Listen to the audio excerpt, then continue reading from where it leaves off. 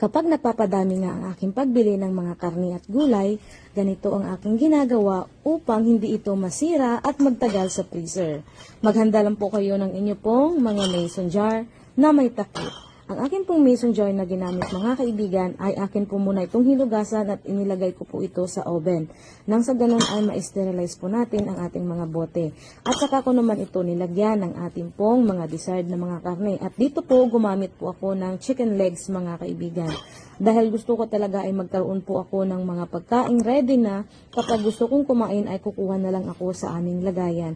Sa ganitong pamamaraan ay hindi po talaga ako masiraan ng aking mga karne at mga gulay na pinagbibili at hassle-free pa. At andito nga't nilagyan din natin siya ng mga halo-halong gulay. Dito gumamit po ako ng patatas. Pero pwede naman kayong gumamit ng kahit anong gulay na desired po ninyo. Kung marami po kayong ani, pwede nyo rin po yung ihalo. Yung gantong pamamaraan po mga kaibigan, ito po yung autoclaving o yung pagluluto nito sa pamamagitan ng ating malaking pressure canner. At naglagay na rin po ako ng aking carrots dahil medyo maputla nga ang kulay ng ating mga gulay na inilagay ngayon.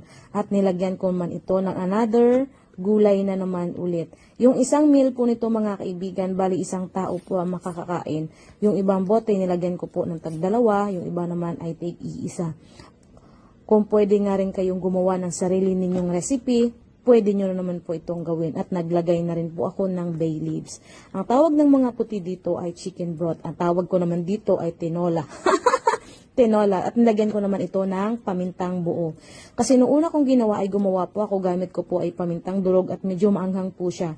At nilagyan ko na naman ito ng ating mga sibuyas na ginayat-gayat ng pino. At nandito na yung ating ready na fresh na karne at gulay. Fresh po ito, hindi po talaga ito niluto dahil iluluto nga po natin to sa pressure canner.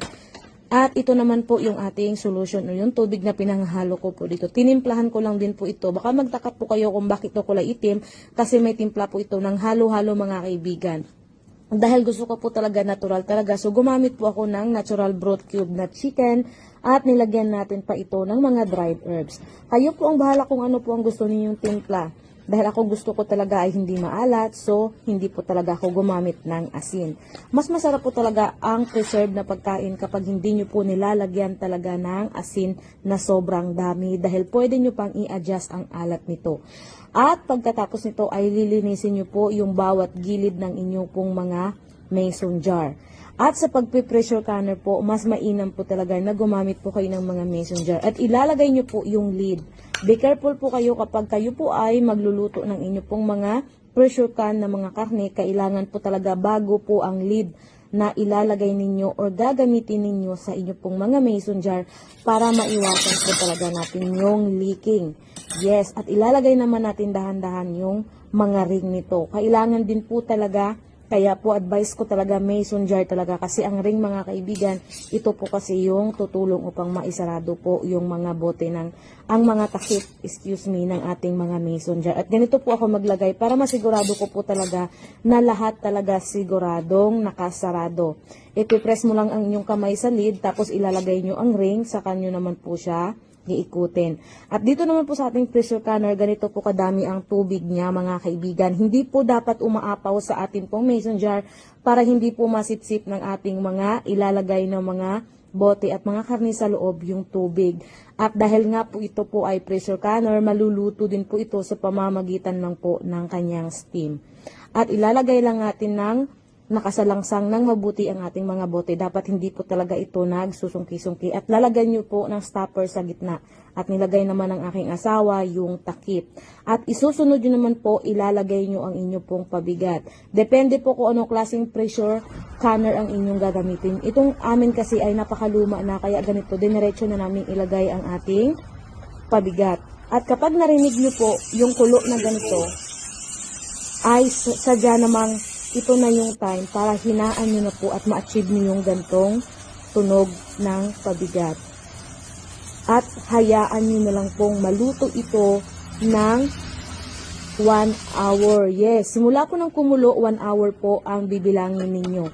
At pagkatapos ng buong magdamag, Eto na, be careful po kayo kapag naluto na po mga kaibigan or natapos na ang 1 hour, wag nyo pong bubuksan ang inyo pong mga pressure canner dahil sobrang init po, napaka-delikado, baka po ito ay sumabog ang mga bote at ang takip.